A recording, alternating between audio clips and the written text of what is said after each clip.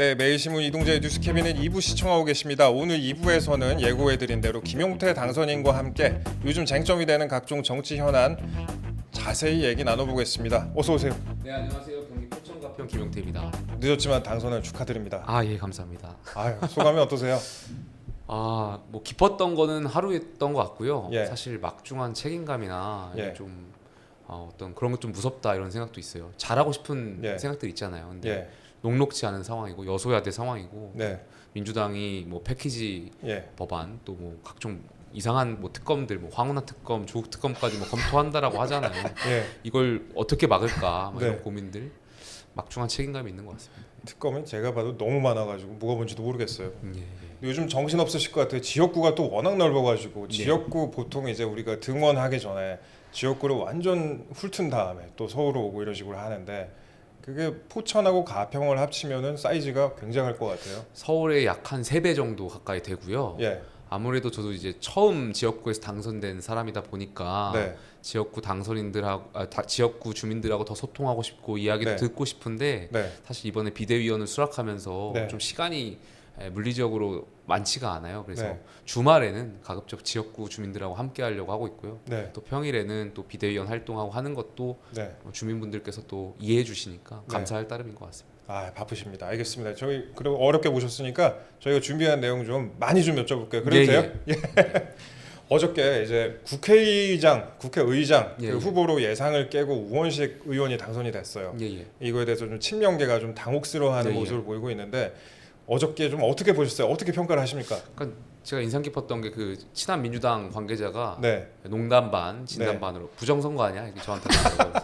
그만큼 다들 예상치 못했던 선거였던 거잖아요. 그리고 심지어는 한 네. 언론에서는 네, 석간에 네. 추미애 당선 관련 네, 추미애 전 장관 당선 관련 기사를 먼저 내보냈었잖아요. 지면. 예, 예, 예. 네, 그럴 정도로 이제 많은 언론들이 추미애 전 장관의 당선을 유력하게 봤었는데 네, 예상치 못한 결과를 보고 그래도 민주당이 네. 자정작용을 하는 역할들을 하는구나 네. 그런 생각도 했었고요. 네, 또 민주당 관계자들 말씀 들어보면 네, 추미애 전 장관을 잘 아시는 분들은 네. 추미애 전 장관을 뽑을 수 없다라고 말씀들 하더라고요. 저하고도 인연이 깊어요, 그게. 그러다 보니까 예. 초선분들 네, 민주당 초선분들이 이제 당심을 많이 따르다 보니까 초선분들이 한 71명 정도 되는 거 알고 있는데 네. 이분들이 주로 추미애 전 장관을 뽑은 것 같고 아, 재사원 이상급들은 이제 추미애 전 장관을 뽑지 않지 않았을까 이런 추측들이 많은 것 제가 같습니다. 대충 확인해 보니까 한 9표 정도 차이가 난다고 예, 그런 예. 것 같더라고요. 국힘 내부 반응은 어떠세요? 뭐 이제 국힘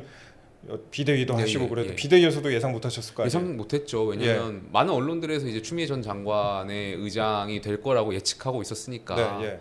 그 속에서 민주당 사람들도 아마 그렇게 판단하지 않았을까에 대한 생각이 있고 네, 비대위도 뭐 예상하지 못했던 결과에 대해서 네. 놀랐죠 다들. 예. 좀 실망하지는 않으셨나요? 뭐 실망이에요. 뭐 보수의 저는 어머니라는 것 때문에. 네, 예. 네. 그건 너무 조롱조인 것 같고요. 네.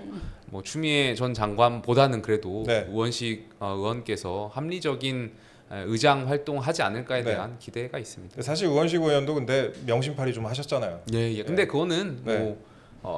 사실 이 의장 선거가 네. 민주당 전당대회처럼 흘러갔잖아요. 네, 그러다 예. 보니까 민주당의 그런 의원분들의 표를 받기 위해서 아마 우원식 의원도 그런 전략을 쓰지 않았을까에 대한 생각이 있고 네, 전 기본적으로 자리가 사람 만든다고 생각해요. 네, 국회 예. 의장이라는 직분에 대해서 우원식 의원도 아마 잘 하고 싶은 생각이 있고 사람이라면 다 욕심이 있잖아요. 그리고 그렇죠. 예. 굉장히 높은 자리, 입법부의 수장이고 네, 얼마나 예. 역사에 남는 자리잖아요. 그래서 맞아요. 우원식 의원도 아마 후대에 존경받는 의장으로 남으실 거고 아마 예상과는 다르게 좀 이렇게 중립적인 입장 취하려고 하시지 않을까 생각합니다. 일단은 우원식 의원이 뭐 민주당에서 제시하는 방향을 국민의 뜻과 함께 국회에서 실현하겠다. 의장이 말씀은 단순한 이제- 사회자가 아니라 했는데 이런 말씀은 레토릭이 그분도 있고. 이제 당원들을 향해서 예. 아마 하실 말씀들이 있을 거고 지금 초반부고 예, 또 우원식 의원을 향해서 이른바 민주당의 극성 지지층들이 지금 공격하고 있잖아요. 심지어는 네, 예. 민주당 게시판에 오늘 뉴스를 보니까 조국혁신당으로 탈당하겠다 뭐 이런 봤어요 저도. 예. 네, 가겠다라는 기사도 있더라고요. 그래서 네. 우원식 의원도 민주당의 일원이니까 아마 그 과정에서 네, 립서비스 차원에서 말씀하신 거 아닌가에 아. 대한 생각이 있고 예, 예. 의장이 되시면 네. 아무래도 그 자리에 맞게 행동하시지 않을까에 네. 대한 기대가 있어요. 그게 또 예. 본인이 후대의 역사에 남는 그 그 과정일 텐데 네. 그 민주당에 쏠리는 그런 행동들 하시면 얼마나 네. 지탄받겠어요 후배들한테. 그렇죠. 예. 아마 그런 욕심 없으실 거라고 생각해요. 네. 네. 그럼 상임위원장 배분도 굉장히 중요한 부분이잖아요. 예, 예. 민주당에서는 법제사법위원장과 운영위원장 이렇게 두 개는 꼭 가져오겠다 이렇게 사수 예, 입장을 예. 밝히고 있는데 국힘은 어떻게 좀 대응 전략을 짜고 계신가요?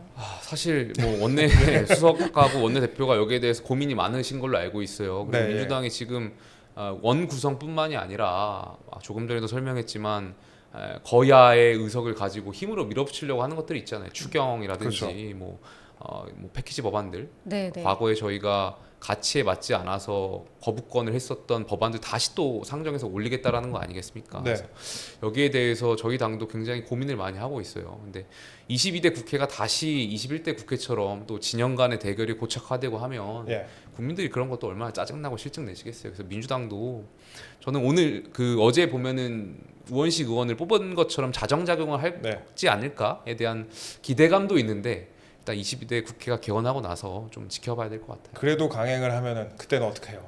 강행을 하게 되면 예. 특히 추경 같은 거 있잖아요. 지금 네. 박찬대 네네. 민주당 원내대표께서 1호 네. 법안으로 내겠다 하는데 이거는 사실 반헌법적인 생각인 거잖아요. 예산 음. 편성권은 정부에 있고 네. 근데 민주당이 야당이 이런 것을 한다는 것 자체가 반헌법적인 행동들인데 반헌법적이다. 이것을 밀어붙이면 사실 저희도 네. 헌법상 대통령 고유 권한을 사용할 수밖에 없도록 제가 네. 사용하시도록 또 요청을 드릴 수밖에 없게 되겠죠. 알겠습니다. 그럼 어저께 오늘 이제 국회의장 얘기까지는 이 정도 하고 어저께 대통령 만찬을 어제 하셨죠? 예예 어제 공교롭게도 제가 이번 주에 대통령 만찬을 2번 다녀왔습니다. 그럼 월요일 날은 비대위 네. 비대위 만찬, 네. 지도부 만찬을 대통령하고 함께 했고요. 예. 어제는 초선 당선인 예. 수도권하고 이제 대구 경북 초선 당선인들과 대통령 만찬을 함께 네. 했습니다. 그 얘기를 좀 풍부하게 여쭙게요. 그럼 두 번이나 예, 예. 드셨으니까 예, 예. 그 대통령께서 열심히 했는데 결과가 좋지 않았다. 당을 부하라 생각하지 않는다. 이런 정도의 말씀을 하시고 뭐 여러 국회의장 후보 이야기도 말씀하시고 그랬는데 전반적으로 좀 어떤 대화가 좀 오갔나요?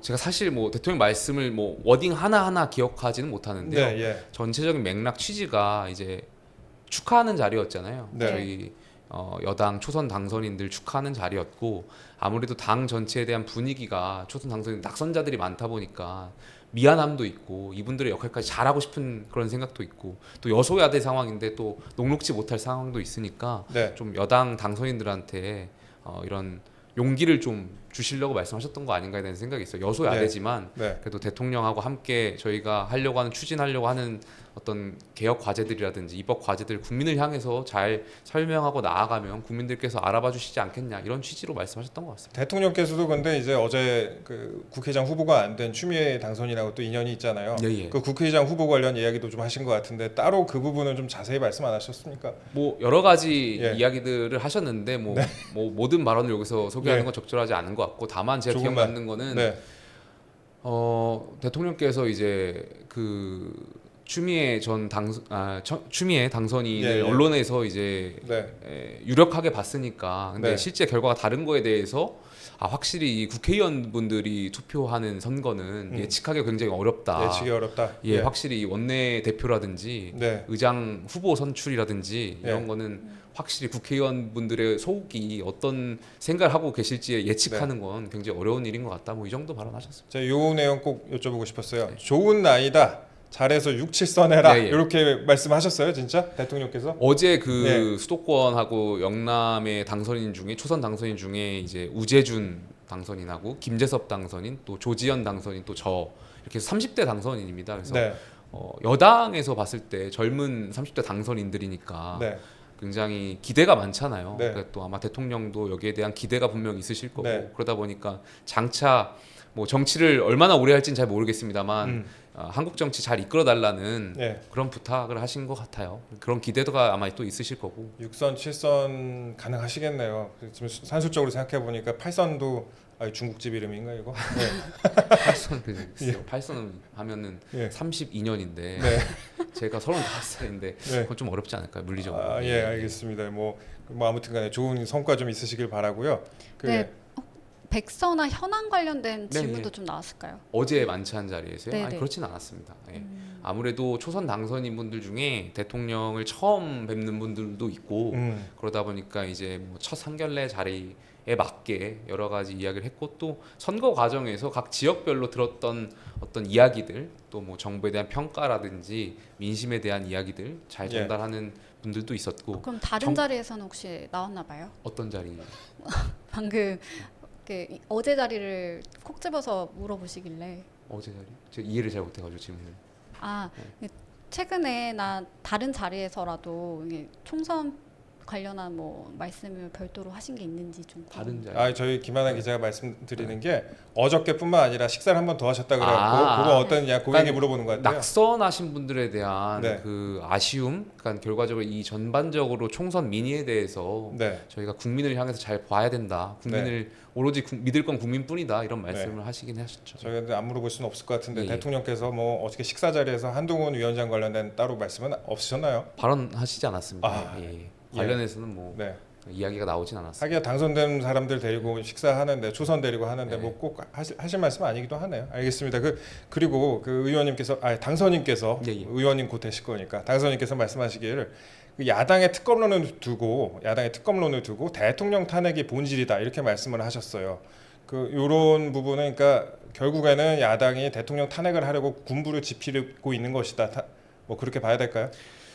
여러 가지 지금 야당이 특검을 제기하고 있잖아요. 예. 근데 특히 지금 문제가 되고 논란이 되고 있는 것이 이제 최상병 특검인 것 같은데 네.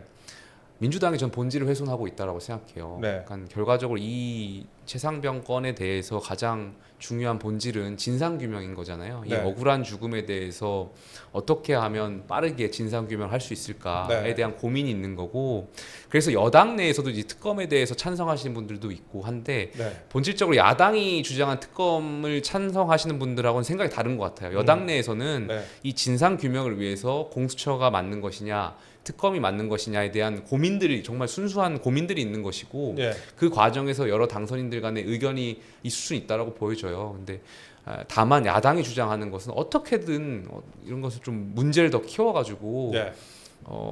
어떤 정권을 흔들기 위한 하나의 방안으로 네. 특검 전국을 이용하려고 하는 거잖아요. 그리고 그 의도를 네. 숨기지 않고 있어요. 야당의 네. 의원분들이나 당선인분들 언론 인터뷰 보면 굉장히 어떻게든 엮어가지고 그들의 표현에 의하면 정권을 흔들려고 하는 의도들이 보이잖아요. 네. 그래서 그런 본질은 야당의 특검은 이런 것을 훼손하고 있다는 말씀을 좀 드렸던 거고요. 저는 그래서 정부와 여당이 공수처 수사에 좀 진정성을 보였으면 좋겠어요.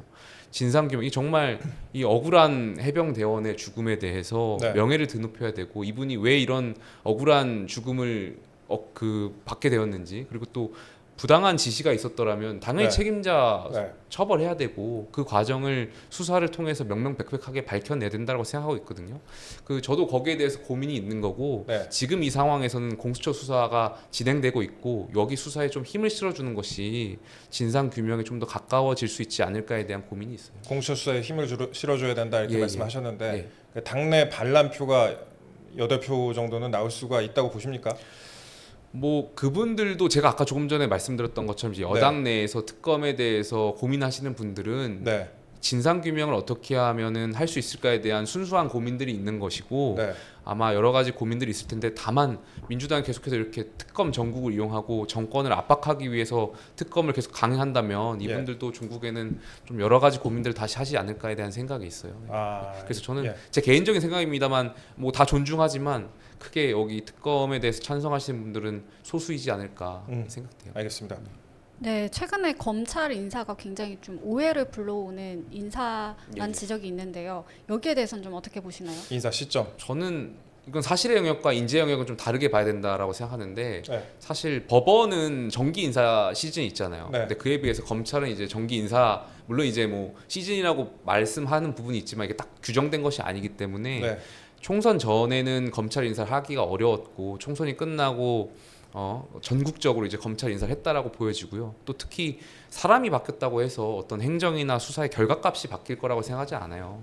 시스템이 잘져 있고 법치주의가 확립되어 있는 나라에서 그건 어렵다라고 보여지는데 그것이 전 사실이라고 보여지고 다만 인지의 영역, 특히 정치의 영역에서는 인지의 영역이 굉장히 중요한 거잖아요. 네. 국민들이 느끼시기에는 왜 하필 이 시점에 뭔가 권력을 비호하려고 하는 거 아닌가에 대한 의구심이 계속 전 증폭돼 가고 있는 것 같아서 네. 이 시점에서 한 거에 대해서 좀 아쉬운 생각이 있어요. 정치의 영역에서 봤을 때는. 네. 그래서 좀 아쉽다는 생각이 좀 있어요. 시점에 아쉬움은 좀 있다. 예, 예. 알겠습니다. 그리고 저희 이제 준비한 질문이 많아요. 예, 예. 비대위 관련해서 좀 여쭤볼게요. 예, 예, 전당대회랑 예. 이게 황우여 비대위를 두고 이른바 이제 친윤 비대위다, 뭐 혁신성이 부족하다. 일각에서는 이렇게 얘기하는 사람들도 있어요. 근데 예, 예. 그 중에서 당선인께서만 혼자 이제 뭐 비윤이다 이렇게 또 분류가 되는데 비윤 맞아요? 뭐 누구는 저를 비윤이라고 하고 예. 또 요즘에 누구는 또 저한테 친윤이라고 하고 친윤에 네. 가까워지려고 한다 뭐 비판하시는 분도 있고 예, 어떻습니까? 저를 자꾸 규정하려고 하는 것 같은데 네. 글쎄요 저는 그 늘 제 역할에 네. 고민하고 성찰하고 반성하고 있어요. 저는 여당의 일원이고 네. 여당의 일원으로서 우리 정부가 잘 됐으면 하는 바람에서 이야기를 드리고 있는 거고 네. 어쨌든 여당 소속이라는 것이 굉장히 중요한 거 아니겠습니까? 그리고 그 여당 일원에서 국민의 눈높이와 상식에 부합하는 이야기들 드리고 있는 거고 네. 거기에 대해서 근데 바깥에서 보시는 분들은 네. 본인들의 이해관계에 따라서 네. 본인들의 정체성을 확립하기 위해서 때로는 비윤으로 몰기도 하고 때로는 친윤으로 규정하기도 하는 것 같아서 안타깝다라는 생각이 있고요. 저는 친국민 하겠습니다. 그 비대위 내부에서는 대체적으로 의견은 많이 갈리진 않은 상황이죠. 비대위원들 모두 네. 총선 참패에 대한 굉장히 심각한 위기가 있으세요. 그리고 네. 언론의 우려와는 다르게 국민의 어떤 세신적인 목소리에 부합하기 위해서 네. 또 전당대회 잘 관리하기 위해서 그 측면에서 여러 가지 의견들을 주고 계시니까요. 뭐 관련해서 뭐 전당대 룰이라든지 전대 시기라든지 이런 것을 언론에서 많이 관심을 갖고 계신 것 같은데 좀 지켜봐 주시면 아마 잘 비대위원들이 의견 수렴 절차 잘 거쳐서 예. 합리적인 결정할 거라고 저는 생각합니다. 전당대회 시기를 언급을 예. 하셨는데 이제 예, 예. 황우여 위원장께서 8월 말씀을 하셨어요. 예, 연기되는 각일 예, 것 같은데 뭐 언제쯤 하는 게 본인은 뭐 맞다고 보십니까? 공식적으로는 네. 저희가 뭐 시기라든지 룰이라든지 이런 것은 일단 당 사무처에 보고를 받고 논의를 좀 검토하자라는 얘기가 있었고 예. 저는 뭐 제가 이 자리에서 시기를 말씀드리는 것보다는 역산하시면 될 것 같아요. 그러니까 네.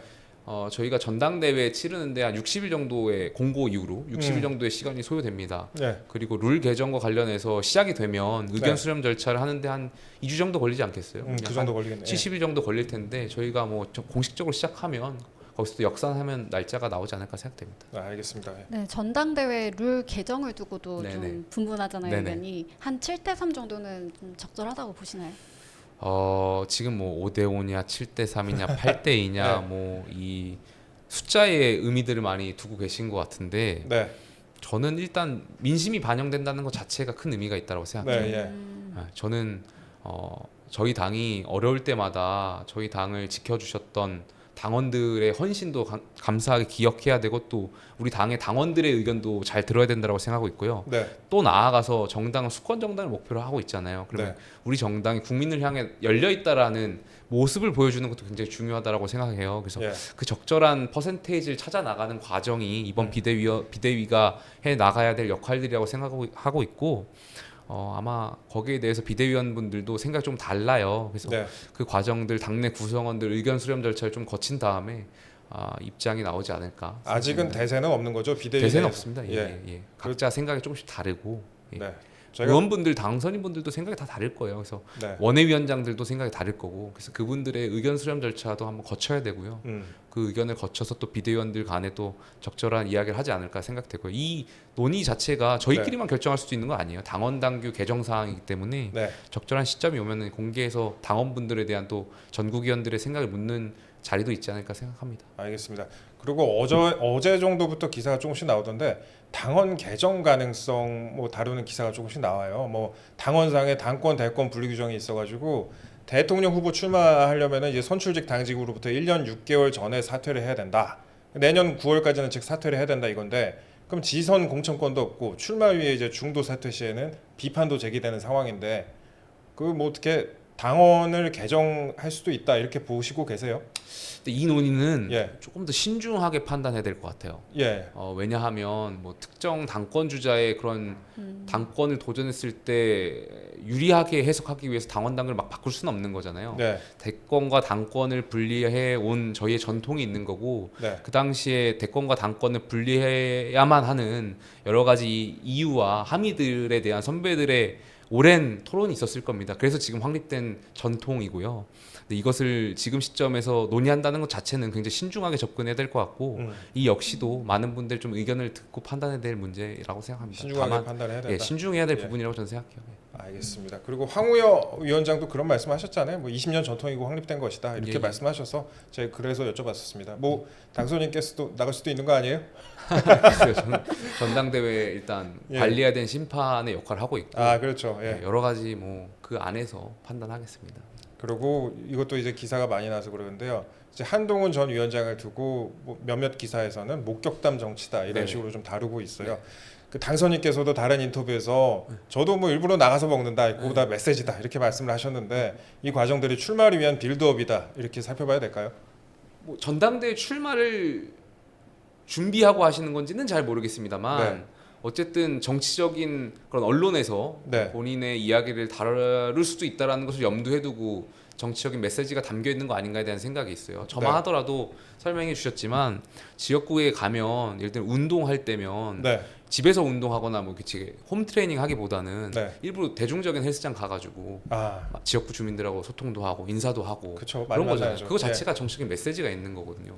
잘 활동하고 있다. 예. 봐달라. 지역 주민들하고 또 소통하고 싶은 생각도 있고요. 네. 한동훈 전 위원장께서도 아마 집에서 책을 대출해가지고 보실 수도 있지만 그것보다는 이제 대중도서관에 가가지고 책을 본다라는 것은 언론에서 이렇게 본인의 이야기를 좀 다루든지 아니면 그러니까 본인을 보신 유권자분들, 시민분들이 이야기한다는 것 자체가 어떤 정치적인 메시지가 담겨 있지 않을까 대한 생각이 있어요. 알겠습니다. 그리고 저희가 또 백서 얘기도 좀 여쭤볼게요. 예. 백서 TF 백서 작업을 두고 이제 의견이 좀 분분해요. 황우여 위원장께서는 이제 개인 추궁이 안 된다. 정치적 책임은 당 대표가 사퇴한 것으로 봉합을 하자. 주어는 특정 인물이 아닌 당으로 하자. 이렇게 주문을 하셨는데 이거에 대해서 좀 반대하는 목소리도 좀 있더라고. 이거는 좀 어떻게 보십니까? 글쎄요, 저는 예. 뭐 여기에 관련해서 이제 백서 특별위원회가 원인을 분석하고 있을 거라고 생각되고요. 네. 총선 참패에 대한 원인이 어떻게 특정 한 명한테 있겠습니까? 예. 골고루 다 있을 거라고 생각되고 후보자들한테도 있고 당연히 한동훈 전 위원장도 비대위원장이셨고 총괄 네. 선대위원장이셨잖아요. 네. 그리고 본인께서도 그 책임을 지고 사퇴를 하셨고 네. 또 정부에 대한 평가도 있는 거잖아요. 저는 이번 총선의 가장 큰 그 구도라고 그러니까 총선에서 유권자들이 판단할 때 가장 큰 영향을 미치는 것은 구도라고 생각해요. 네. 정권을 지원할 것이냐, 정권을 견제할 것이냐. 총선은 그러니까 지선하고 좀 다르거든요. 이 네. 개인 후보들이 하는 그 인물보다는 이 구도와 이러한 바람이 큰 영향을 미쳤고, 그럼 거기에 대해서 분명히 정부 평가가 들어가는 것이고요. 네. 다만 한동훈 전 위원장은 이 구도 안에서 과연 전략을 잘 짰느냐. 그러니까 예를 들면 지금 결과적으로 이제 정권 견제론이 있었던 거 아니겠습니까? 네. 정권 견제론에 맞춰서 여당의 선거 전략이 민생이라든지 정책 선거라든지 이런 것을 했어야 되는 거 아니냐에 대한 여러 가지 이제 해석들이 있고 네. 저희 특별위원회에서 이제 그걸 분석하고 있는 거니까요. 예. 저는 뭐 원인에 있어서는 저희 구성원들 다 갖고 그러니까 총선 참패에 대한 원인이 있지 않나 생각합니다. 또 지역별로 또 다 다를 거고요. 그렇죠. 예, 예. 네, 백서를 두고도 또 엇갈리는 시선이 있잖아요, 분명히. 일각에서는 특정인을 저격하는 답정너 좀 질문 아니냐 이렇게도 질문지를 두고 뭐 예, 하는 예. 얘기 같아요. 예. 근데 그 특정인이라고 하면 이제 한동훈 전 위원장을 말씀하시는 것 같은데 한동훈 전 위원장하고 연결될 수밖에 없는 것이 비대위원장이셨고 네. 예. 총괄 선대위원장이셨잖아요. 네. 그러니까 저는 권한이 있는 곳에 책임도 있다고 생각하고 있고 이것을 한동훈 전 위원장의 뭐 책임을 돌린다 안다 이거 가지고 저희가 뭔가 이렇게 뭐 대통령도 마찬가지고요. 여기에 대해서 뭐 성역이 없이 저는 그 원인을 찾아가야 된다고 생각하고 있어요. 네. 그러니까 저는 뭐 일각에서는 한동훈 전 위원장의 책임이 있다고 하더라도 네. 책임이 있으면 전당대 못 나오는 거 아니냐라고 주장하시는 분들에 대해서도 글쎄 그것도 전 맞지 않다고 생각하고 있고 네. 그건 그거고 이건 이거고 저희가 다음 총선에서 이기기 위해서 이 전반적인 원인에 대해서 밝혀가는 과정이니까 네. 이러한 오답 노트를 적는 과정을 두려워할 필요 없다고 생각해요. 알겠습니다. 이거 누굴 질책하려고 하는 게 아니잖아요. 네. 그리고 오늘 저희가 앞서서 이제 피식대학 관련 논란을 좀 말씀을 보도를 드렸는데 지역 비하 발언 뭐 이런 논란이 있었잖아요. 이제 시골 그 지방에 가가지고 이제 비하하는 발언이 논란이 있었는데 우리 당선인께서도 시골까지는 아니 시니까 저희는 도농복합 포천에 지역인데. 도농복합 지역인데 그래도 이제 경기도에서는 농촌이 많은 지역인데 그런 지역구의 국회의원으로서 이런 부분 좀 어떻게 생각을 하세요? 물론 이제 그 관련 유튜버 분들이 공인은 아니겠지만 그렇죠. 공인이 아니냐에 대한 논란도 있겠지만 어쨌든 대중에 많은 영향력을 미치시는 분이잖아요. 그러면 발언이라든지 이런 걸 좀 신중하게 써야 된다고 생각하고 있고요. 저는 소신 발언하고 조롱과 비아냥은 좀 다르다고 생각해요. 네, 그분들의 어떤 소신 발언을 넘어서 특정 지역에 대한 비하나 조롱까지 좀 있었던 것 같아서 그거는 그 해당 지역 주민으로서 굉장히 기분 나쁜 행위인 거잖아요. 그래서 여기에 대해서는 뭐 특정 유튜버 분들도 좀 본인들이 미치는 대중적인 영향력을 고려했을 때는 사과나 이런 게 좀 필요하지 않나 생각됩니다. 저희 댓글에 보니까 잘생긴 얼굴만큼 김용태 의원님 잘해주시길 바랍니다. 기대가 아주 크신 것 같아요. 감사합니다. 저 페이스북 글 내용 보니까요. 제 페이스북에 네네 나는 정치를 왜 하는가 이런 글을 남기셨던데 정치를 왜 하시는지도 궁금합니다.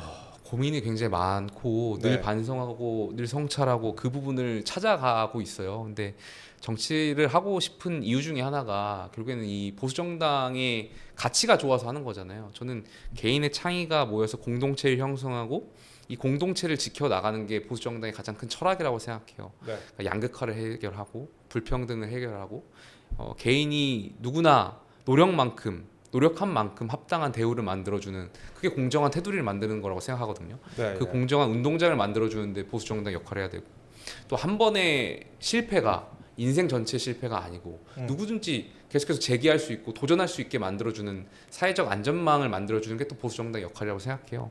그러한 사회를 꿈꾸고 있고 그러한 역할도 보수 정당이 해야 된다고 생각하고 있고요.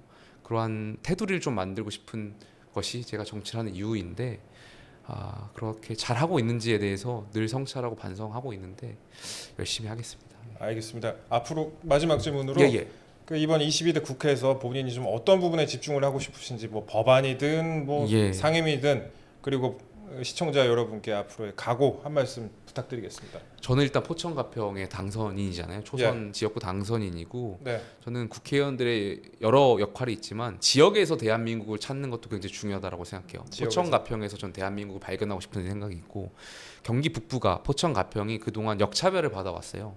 그러니까 이런 겁니다. 이중 규제, 삼중 규제가 되어 있어요. 수도권 정비법에 묶여 있다 보니까 수도권 규제가 있죠. 또 포천 같은 경우는 군사시설 보호구역으로 또 묶여 있어요. 가평 같은 경우는 서울 시민들이 이 먹는 물, 이 수돗물 편하게 이용할 수 있도록 상수원 보호구역으로 지정되어 있어요. 그러니까 가평 같은 경우는 개발 행위들이 다 제한된단 말이에요. 평화누리 자치도로 근데 만든다고 하잖아요. 그러니까 그 이름엔 전 반대합니다. 이름은 사실 뭐 경기도가 공모하기 위해서 약간 그 관심을 받기 위해서 공모했던 거고 그 이름엔 반대하지만 결국에는 경기 북부 특별자치도를 통해서 자치권을 강화하고 싶은 생각이 있어요.